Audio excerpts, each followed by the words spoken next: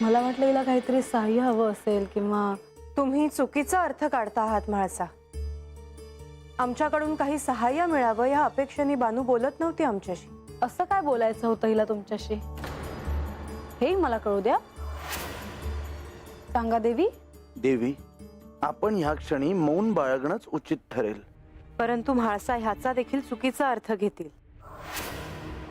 तसं होणार नाही. अलक्ष्मीच्या सानिध्यात आल्याने बाणाईला अशा प्रकारच्या परिस्थितीला सामोरं जावं लागत असावं, परंतु आपण शांत राहावं. मला आपल्याला असंच सांगायचं आहे की आपल्याला जे वाटतंय तसं काहीच इथे घडलं नाही. बाणाई इथे येण्याच्या काहीच क्षण आधी आम्ही इथे आलो आहोत आणि म्हणून ही भेट घडली. माते, प्रधानजी असत्य बोलणार नाही. ह्यामध्ये विलंब करण्यापेक्षा आपण आख्यानाला आरंभ करूया. नारायण नारायण.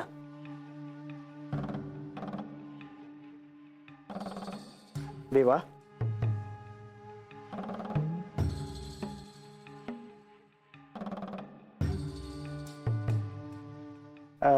क्षमा असावी देवा.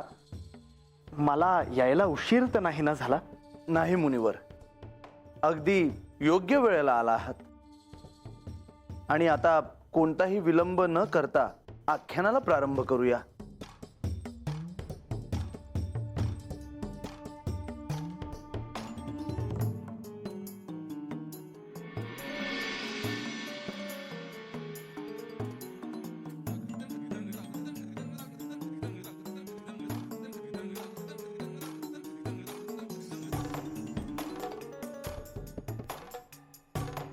प्रभो, श्री म्हाळसा देवी अशा साशंक का दिसत आहेत? माझ्याकडून काही अपराध घडला आहे का? नाही देवर्षी, परंतु आता आख्यानाला विलंब केलात तर मात्र श्री म्हाळसा देवींच्या क्रोधाला सामोरं जावं लागेल. नाही प्रभू, तशी वेळच येणार नाही. मी आख्यानाला प्रारंभ करतो. नमामि शमीशान निर्वाण रूपम विभुम व्यापकम ब्रह्मवेद स्वरूपम चिदाकाशमाकाशवासम भजेहम.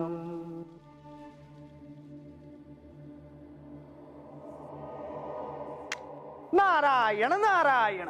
श्री महालक्ष्मी देवींना पुन्हा प्राप्त करण्यासाठी समुद्र मंथन करायचे ठरले आणि समुद्र मंथनातून एक एक रत्न बाहेर पडू लागले. त्या रत्नांची देव आणि दानवांमध्ये विभागणीही झाली, परंतु श्री महालक्ष्मी देवी काही या समुद्रातून बाहेर आल्या नाहीत. आणि म्हणूनच हे समुद्र मंथन सुरूच राहिले. आणि समुद्र मंथनात तो क्षण आला.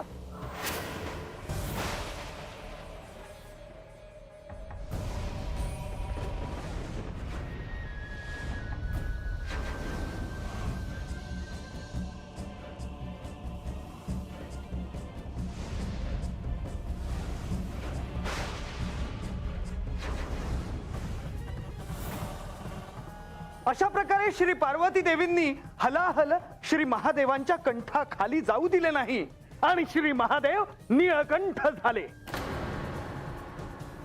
नारायण नारायण. सृष्टीवरचे संकट दूर झाले. स्वतः विषप्राशन करून श्री महादेवांनी या सृष्टीला संकटातून बाहेर काढले होते.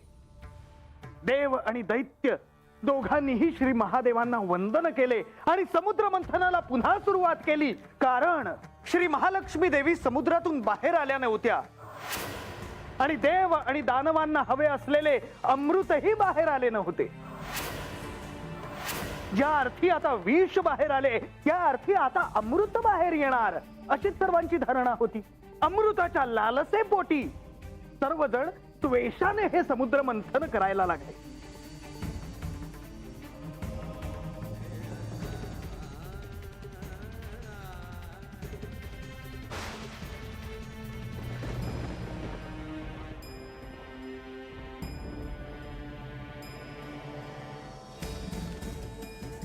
नक्कीच एखादे रत्न बाहेर येत असावे. कदाचित अमृतही असेल.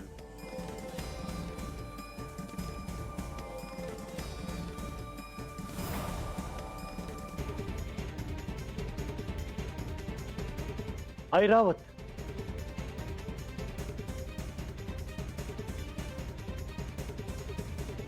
देवेंद्र, स्वर्गाची शोभा वाढवणारा आपला ऐरावत पुन्हा या सृष्टीत आला. या ऐरावताच्या येण्यानं मलाही अतीव आनंद झालाय. ऐरावत म्हणजे समृद्धीचे प्रतीक. ऐरावत म्हणजे सामर्थ्याचे प्रतीक. म्हणजे हा बलशाली हत्ती पुन्हा एकदा स्वर्गलोकी जाऊन स्वर्गाची शोभा वाढवणार तर. थांबा. काय झालं बळी? आजवर ऐरावत देवांच्याकडे होता. दैत्यांच्याशी झालेल्या युद्धामध्ये त्याचा पराक्रम मी पाहिला आहे. मग आता हा ऐरावत आमच्याकडे हवा अशी आमची इच्छा आहे. बळी, हा ऐरावत देवांचाच आहे. ते माझे वाहन आहे. ही साऱ्या स्वर्गाची शोभा आहे आणि हे साऱ्या सृष्टीला ठाऊक आहे. असं असताना दैत्यांनी हे बोलायचं धाडस केलं कसं? आम्ही देखील हे समुद्र मंथन करत आहोत. त्यातून जे रत्न बाहेर येतील त्यावर आमचा देखील अधिकार आहे. बळी, ऐरावत आमच्याकडेच राहील. मला ते मान्य नाही. स्वामी, पुन्हा एकदा देव आणि दैत्य यांच्यात वाद सुरू झाले. दैत्यराज, आपले मागणे अयोग्य आहे. ते देवांचे आहे. ते देवांच्या कडेच राहील. हा निर्णय तुम्ही का घेता? हा निर्णय घेण्याचा अधिकार तुम्हाला कोणी दिला? देवेंद्र, आता काय कराल? बळी, जर असं असेल तर ऐरावत कुणाकडे राहील याचा निर्णय त्रिमूर्ती घेतील. हो, बघूच काय निर्णय घेतात ते. ब्रह्मदेव, आता तुम्हीच सांगा की ह्या ऐरावतावर कोणाचा अधिकार असेल? बळी, देवेंद्र, ऐरावत हा समुद्र मंथनातून बाहेर आलेला आहे. दुर्वास ऋषींनी दिलेल्या शापामुळे इंद्र श्रीहीन झाले. अर्थात सत्ता, संपत्ती, सामर्थ्य नाहीसे झाले. ऐरावत हा सामर्थ्याचे देखील प्रतीक आहे. पण आता तो कोणाकडे जाणार हा वाद व्यर्थ आहे. ऐरावत देवांकडेच राहील.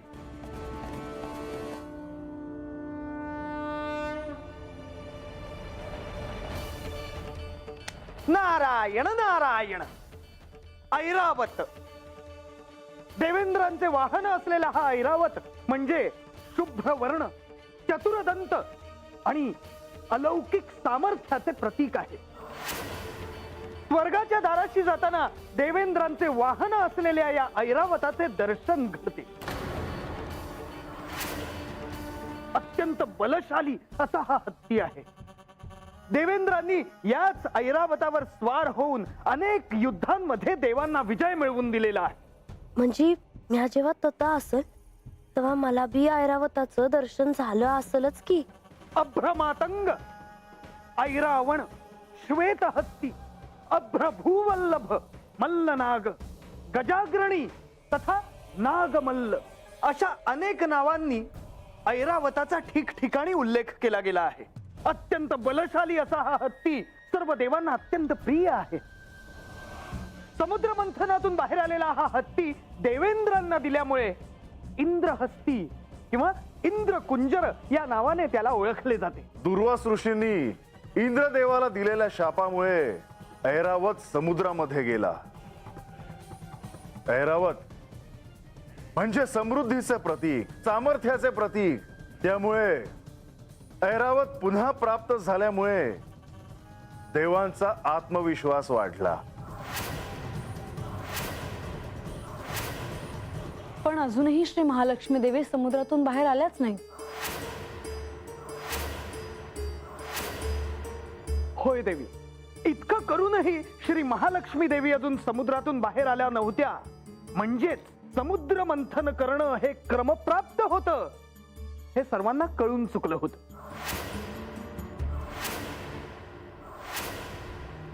ब्रह्मदेव, आपण हा ऐरावत देवांच्याकडे दिलात. हा आमच्यावर अन्याय नाही का? कोणाला कोणते रत्न मिळावे हे त्रिमूर्तींना ठाऊक आहे. रत्नांचे वाटप करणं सोपं नाही हे लक्षात असू देत. देवेंद्र, तुम्हालाही तुमच्या दायित्वाचे भान ठेवणे आवश्यक आहे. देवी, त्रिमूर्तींनी जो निर्णय दिला त्यामुळे मला आनंद झाला आहे. कोणताही निर्णय ते अत्यंत निपक्षपातीपणे घेतील यात शंका नाही. पण मला एक सांगायचे आहे. श्री विष्णूंना परमप्रिय असणारे पारिजातकाचे फूल दुर्वास ऋषींनी प्रसन्न होऊन मला दिले आणि त्याच वेळी ऐरावताच्या पायाखाली ते चिरडले गेले. दुर्वास ऋषी क्रोधिष्ठ झाले आणि त्यांनी मला श्रीहीन होण्याचा शाप दिला. त्या शापामुळे मी श्रीहीन झालो. सगळे देव दुर्बल झाले. श्री महालक्ष्मी या सृष्टीतून नाहीशा झाल्या आणि त्यांना पुन्हा प्राप्त करण्यासाठी हे समुद्र मंथन करावे लागत आहे. माझ्या हातून खूप मोठा अपराध झाला हे मला कळून चुकले आहे. देवा, यापुढे माझ्या हातून असे कोणतेही कृत्य घडणार नाही याकडे माझे लक्ष असेल. माझ्या वर्तनामुळे पुन्हा सृष्टी कोणत्याही संकटाला सामोरी जाणार नाही यासाठी मी प्रयत्नशील असेल. इंद्रदेव, हे असं घडणं परमनियतीने ज्या हेतूसाठी लिहून ठेवलं होतं तो हेतू सफल व्हावा. होय प्रभू.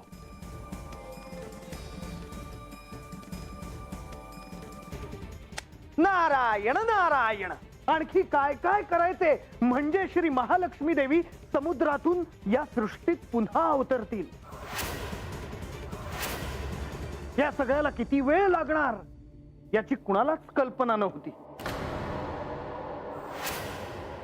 परंतु इतक्या सहजासहजी हे सारं काही प्राप्त झाले असते तर या समुद्र मंथनाची आवश्यकताच उरली नसती.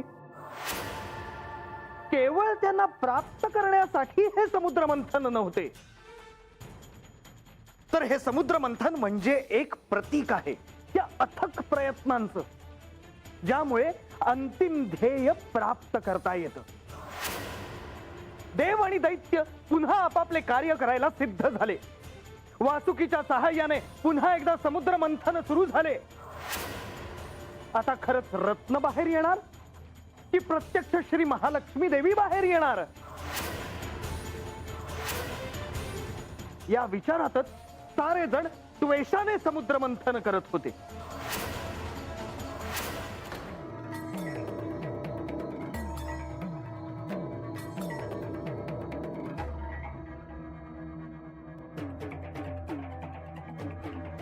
आता कोणते रत्न बाहेर येत असावे?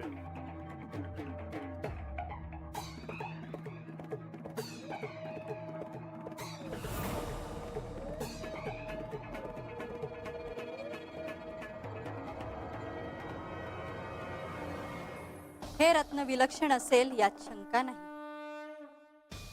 या रत्नाचे तेज अतिशय प्रखर आहे. अत्यंत अद्वितीय असे रत्न आहे. नारायण नारायण नारायण नारायण. आणि अत्यंत तेजस्वी असे एक रत्न समुद्र मंथनातून बाहेर पडले होते. आणि आता हे रत्न कोणते या विचारात सर्वजण होते. कौस्तुभमणी, ज्याच्या दर्शनानेच प्रसन्न वाटते असे हे रत्न. कौस्तुभमणी समुद्र मंथनातून बाहेर येतात सर्वांचे डोळेच दिपून गेले. ते रत्न सूर्यासारखे तेजपुंज होते. त्या रत्नाची कांती बघून कोणालाही हे रत्न आपल्याकडेच असावे असे वाटत होते. आता हे रत्न कोणाकडे जाणार यावरून वाद होणार हे स्पष्टच होते. कारण देव आणि दैत्य दोघांनाही या रत्नाची भुरळ पडली होती.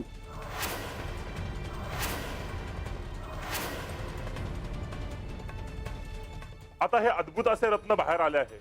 या आधी जे रत्न बाहेर आले म्हणजेच ऐरावत, ते देवांना दिले गेले.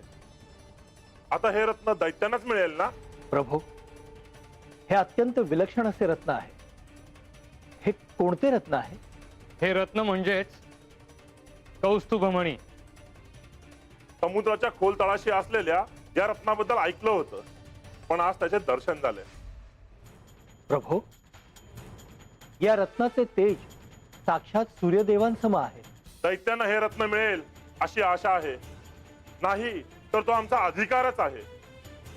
बळी, हे रत्न दैत्यांनाच मिळावे हे तुझे म्हणणे एका अर्थी योग्य आहे, कारण याआधी ऐरावत देवांना मिळालेला आहे. पण काय ब्रह्मदेव, पाताळात हे रत्न शोभून दिसणार नाही का? बळी, या कौस्तुभ मणीने निश्चितच पाताळाची शोभा वाढेल, पण तरीही हा कौस्तुभ मणी तुम्हाला देता येणार नाही. म्हणजे तुम्हाला म्हणायचं आहे की हे रत्न ही देवांना जाणार नाही. हा कौस्तुभ मणी देवांनाही देता येणार नाही. प्रभू, हे रत्न जर देव किंवा दैत्य यांच्यापैकी कुणालाच मिळणार नाही तर मग मिळणार कुणाला? ज्यांना हे प्रिय आहे, ज्यांच्या खेरीज हे कोणालाही शोभून दिसणार नाही. पण असे कोण आहे देवी? ह्या सृष्टीचे पालक अर्थात श्री विष्णू.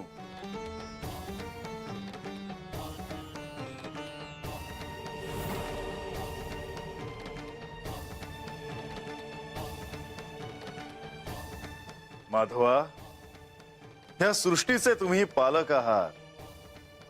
तुमच्यामुळे हे समुद्र मंथन घडत आहे. होय प्रभू, हे आपल्याशिवाय शक्य झाले नसते. आपले अनंत उपकार आहेत प्रभो. मी केवळ माझं दायित्व पार पाडतो आहे. देवेंद्र, बळी, हे जे समुद्र मंथन घडतंय त्यामागे काही हेतू आहे जे सगळ्या सृष्टीला कळतीलच, परंतु ह्या निमित्तानं देव आणि दैत्य एकत्र येऊन कार्य करतायत ह्याचा मला अधिक आनंद आहे. हे प्रभू, समुद्र मंथनातून बाहेर आलेल्या या विलक्षण रत्नाचा आपण स्वीकार करावा. होय प्रभो, आपण याचा स्वीकार करावा.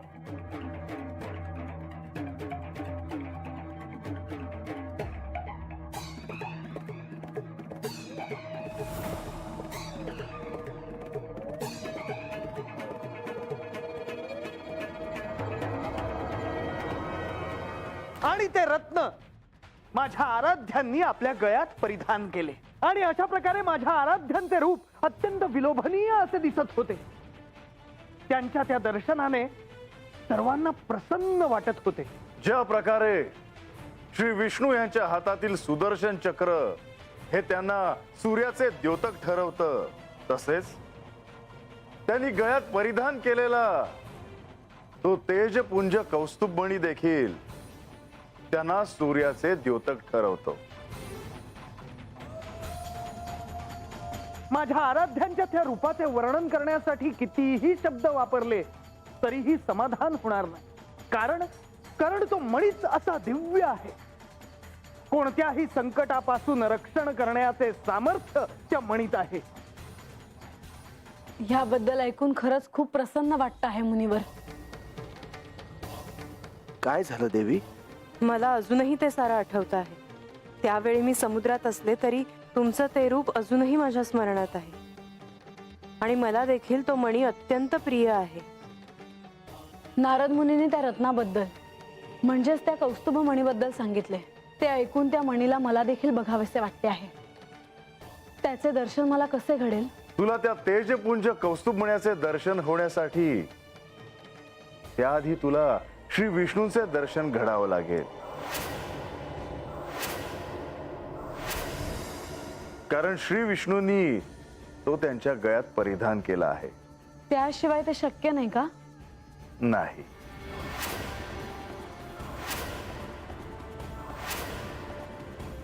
म्हाळसाताईसनी त्यांचं दर्शन झालं नसलं तरी मला त्यांचं दर्शन झालं आहे. मला तो मणी दिसल.